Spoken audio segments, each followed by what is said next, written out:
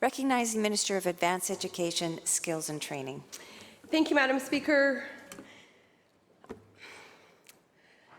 I want to acknowledge the traditional territory that we're gathering on today. I want to acknowledge all of the speakers and their truth and their advocacy, representing the 87 constituencies across British Columbia. I want to recognize that the lens for which we look through is different. I want to emphasize the lens for which I've seen in my life. My Niska name is Lahaik Wiskak. I come from the Eagle Clan. My village is Laklazap. My people are from the Nass Valley. I am very proud to be Niska. I'm very proud to be Gitxsan. I'm very proud to be Cree and Ojibwe. And I don't have enough time in these chambers to talk about the colonial efforts and policies that had a long-lasting impact on my family. My grandfather, who hid in the bushes from Indian agents so he wouldn't go to residential school, and my other 3 grandparents that did go to residential school, St. Michael's, Elk Lake, and Brandon. So, it is a historic moment in time.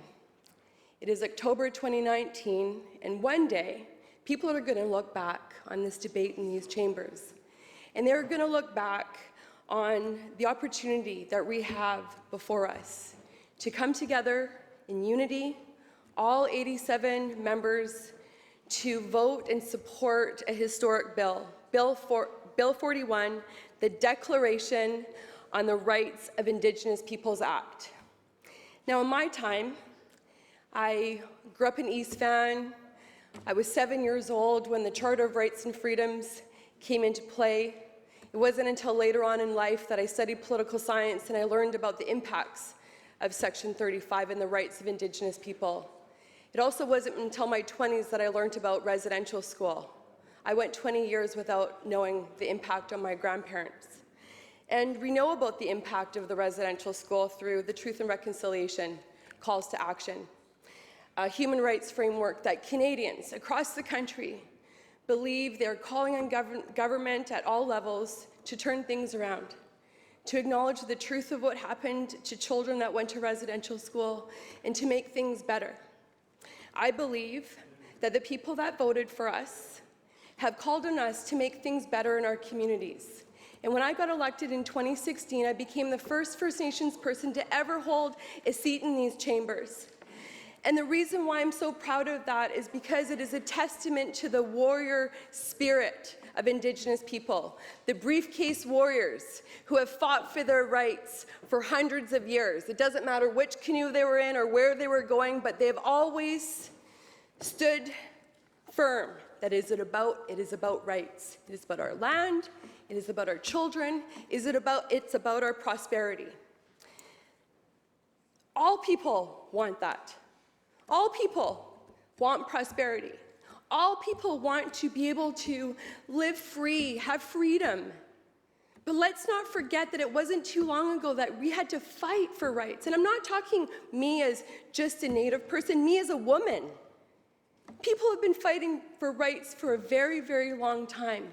And the fight for rights is hopefully going to come to an end with this act, Madam Speaker. Because this act, this declaration is about affirming the rights of Indigenous people, recognizing their rights, recognizing that, as the members talk about, that we can do things differently.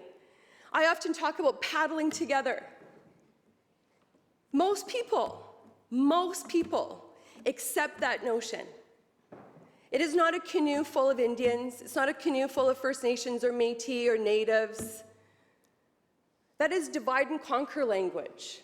It is a canoe for anyone who wants to fight for change, the change that was identified in the calls to action to address child welfare, to address the conditions of people that are overrepresented in jail, the poverty that hits our communities. And when I say our communities, all of our communities.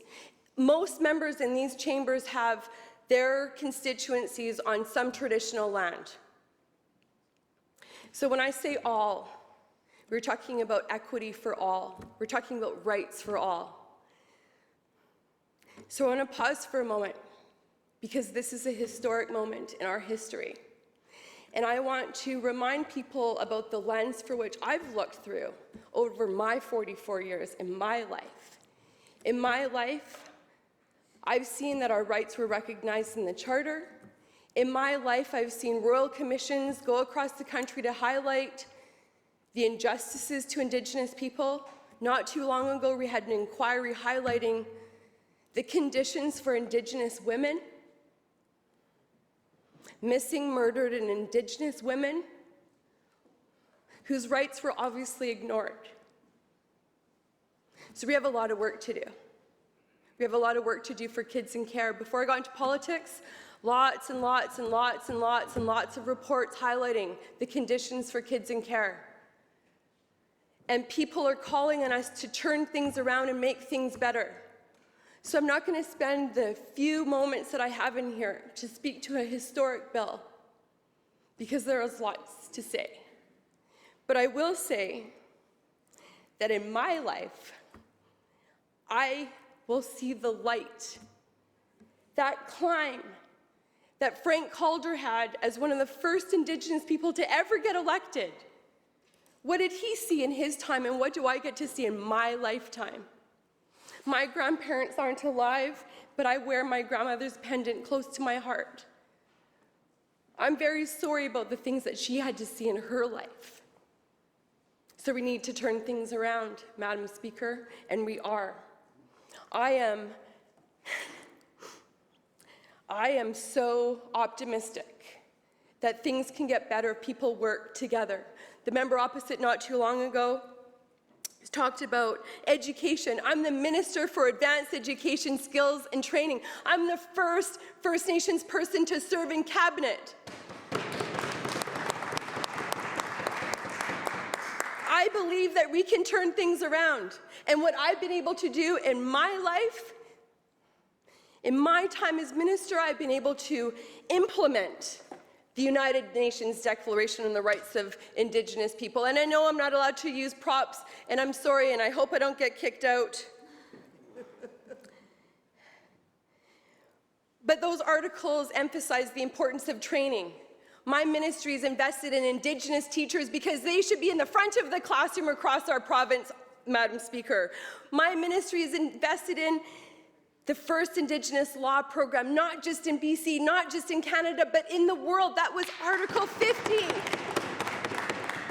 It was a call to action, and we implemented it, but the framework was based on the human rights framework of the United Nations Declaration on the Rights of Indigenous People. So we should embrace this historic opportunity to implement the rights of Indigenous people, because it will be good for our families, our communities, our economies, our children, and our future. So I'm going to close with my eagle feather. My name is Lahaik Wiskak.